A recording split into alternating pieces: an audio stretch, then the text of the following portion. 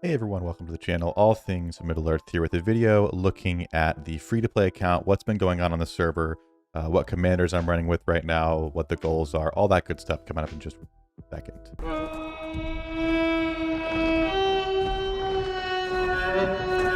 Okay, so if you've been watching the streams with us, you kind of know a little bit about what's going on, but I wanted to give it a quick overview. First, in terms of what's going on with the account, commanders, items, that kind of good stuff, and then I wanted to look at the map and the server as a whole so you can see how it's going for us in Mordor, which if you can tell already by things, it is not looking amazing. But I want to talk about the diplomacy side of things. This whole time since I started the free-to-play, one of the goals is to be as transparent as possible. Kind of a behind-the-curtains look at diplomacy going on. They've been very candid just on stream with what's happening, at least from our perspective. So again, bear in mind, if you're watching and just in your different faction, like this is just our perception of what's going on. If it's incorrect, feel free to reach out and say, hey, no, that's not what's going on. Actually, this is the deal. But this is how we're seeing things in Mordor. So again, by no means, no real hard feelings anywhere, but we are kind of getting our teeth kicked in right at the moment. So there are some salty feelings, I'll say. But again, all that we'll get back to that in just a few minutes. But first of all, looking at our commanders, we are running Gorbag as our main. We started out in Mordor, obviously, and so the first batch of troops you get are all orcs and trolls. So we were thinking Gorbag made sense. Looking at it again, I think if I had Gorbag at R5 when I started, I maybe would stick with that as a damage reducing healing commander. But not having the R5 now that we're beyond like the first couple of days, I feel like I kind of wish I could switch places with Gorbag and Khaldun, for example, because my Khaldun is at R5. We have the Eastern Quarters unlocked. Again, still working to get stuff going, but it is what it is. I've been decently happy with it, but that is Gorbag there. And again, running the same kind of blue gear we've been running the whole season. We did get a Shield of the White Hand. That's a relatively new pull that I've got on him right there. Then moving on, we have our Khaldun just mentioned at R5. Not a whole lot of changes in him from the previous season as well. But we're waiting to put points into the tribal tactics until we get more evil men. So we'll run a 3 evil men troop comp on him, which will be pretty nice. But that is Khaldun. So those have been our two main focuses. And I did have a relatively slow start. This last week has been crazy with both accounts and family in town and stuff like that. So again, real life has to come first. So it's showing at this moment on this account in this season because I'm a lot further behind than I would like to be, but it is what it is. This is where we're at. So those are those two. Other than that, we've got our Lurts and our Grima doing some pathing, Mouth of Sauron as well. We've done some tips, things like that. They're all at Respect 3. Grima is one we more recently got to Respect 3. So a more optimal place, I would say, with him. This is a really, really good spot. So we're going to be running a lot of those 5 that we mentioned. But a new face on the menu here is Gothmog. We full pulled Gothmog really randomly one night. That's how they seem to happen for me. Is this wasn't a pack opening, although when I say pack opening, we open 20 at a time. That was a big pack opening for us from saving up. But we pulled a Gothmog here, and then we had enough items and have slowly worked our way up to R3 because those were some of the items we saved for him. So pretty happy about that. And then if we go and look at the season reward thing here, the new journey, you get a full pull worth of respect for one of these 2 commanders once you get to 250.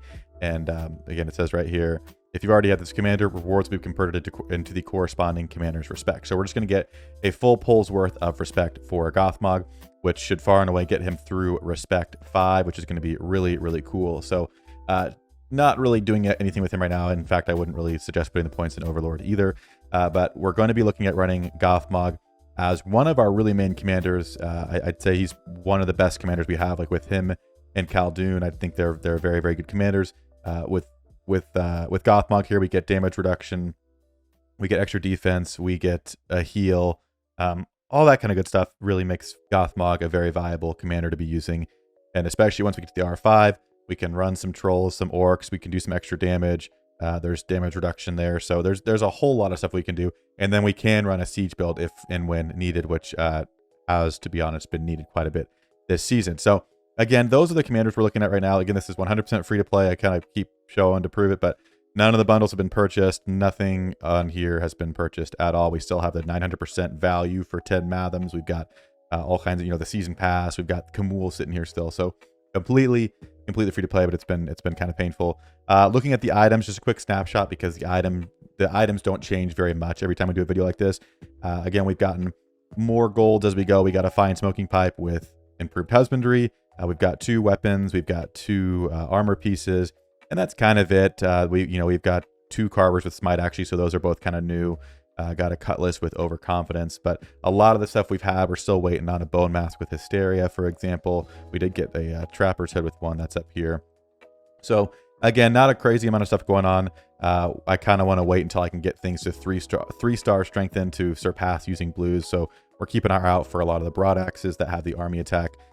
So we've got one of those there, and I thought we had another one.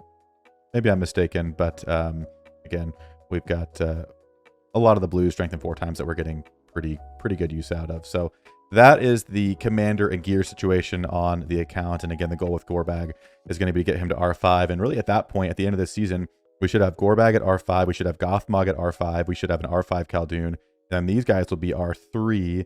Malthasar, I wouldn't mind getting up to 5. He has a similar ability for orcs and trolls dealing extra damage. So it'd be interesting to look into. It's very, very similar to Gothmog. It'd be interesting to look into an R5 build to see what we can get going with him. But other than that, with who we have, I'm very, very happy with things, considering we're only like the first week, we're a full week into the second season of being completely free to play. So that is the status update on the account that I've been playing on here. Now on to the server situation, and I'll make this kind of short and sweet. Again, this is just my recollection of things from our perspective. So I do get comments from people in different factions from time to time, so feel free to chime in and share what your perspective is. I'm trying to go about this semi-respectively, so I would appreciate that in terms of conversations back. But starting this season, we did not join up with Angmar. The group that played Mordor last season we allied with was planning to go Angmar with several other people. And one of the main reasons we did not go into Angmar was because we didn't want to be a part of the really, really big group that was possibly going to roll the server. And in fact, if there hadn't been like this Gondor group, for example, that it may have been really, really like that case. But we didn't want to go with that. So we got into the server as Mordor. And there's this big Angmar group and there's this big Gondor group. So we thought, okay, same thing applies. We don't want to join up with one of the really big groups because we don't want to tip the scales to have one of the groups roll the server, because that means it's just less fun for everyone. It's over more quickly. You know, that's where we stood, was just we wanted to have balance. So we talked about an NAP with Gondor where maybe we could focus with Rune and have kind of a 1v1 situation. And that was turned down. And that's kind of where we're at. So looking in terms of alliances and things going on in the server, just from what I know, again, correct me if I'm wrong, but the information that I have, this is kind of what I'm getting. But Rohan and Gondor are in an alliance, so 2 full factions they've allied up. And from what I've heard, Rune is also a part of that. I've not seen confirmation of that for sure. That's more recent news, so maybe I'm wrong on that. But for sure, Rohan and Gondor are, and from what I've heard recently, Rune's a part of that. So if that's the case, we're in a very bad spot down here in Mordor with those 3 surrounding around us. And then other than that, it's Erebor and Angmar that are together. Angmar has been full pretty much the whole time, so this is at this very moment they are not, but they'll probably fill back up. But basically, it's been a tough situation because we went in having played several seasons and having been on the winning side and losing side. So I just have knowledge of both and trying to think, how can we best help this server to progress in a helpful way? And we thought that was a good decision. But then the full factions grouped up. And for a while, Rune was staying neutral and saying they didn't want anything to do with anybody. And we had somewhat of an NAP, which has not continued to happen. But more recently, I've heard that there's been an actual talk of alliance. So again, whether or not it's true, we, held off from joining up with bigger groups or allying with bigger groups because we wanted to have a more balanced server. And it seems like that's kind of coming back to bite us in the butt, which again, if we go down like this, I'm going to be fine with it. For me, it's a secondary account. Not that that means I want to lose, but I think I'd feel better going down knowing that, hey, we didn't join up and we lost. Like we fought as much as we could, and that was it. We were outnumbered. I feel okay about that. So that's kind of where we're at. The options now are, who else do we reach out to? Do we reach out to again right now? Gondor is pushing fast. They've taken Southern Khan down here. There's people stacking up at Minas Morgul here.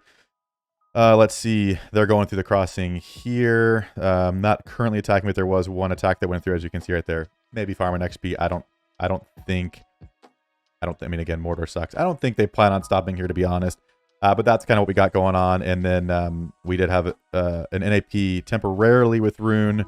And we were told that we would renegotiate at a certain point, but we have not done any and I really can't get a hold of them at this point. So not really sure exactly what's going on, but now they have at least getting some at me love. I appreciate it. Like, I get it. It's a war game, but I wish there was a little bit more conversation happening, or kind of like, I want to look at the server as a whole and make decisions. But again, that's probably me thinking too big. I'm sure I might be guilty of that.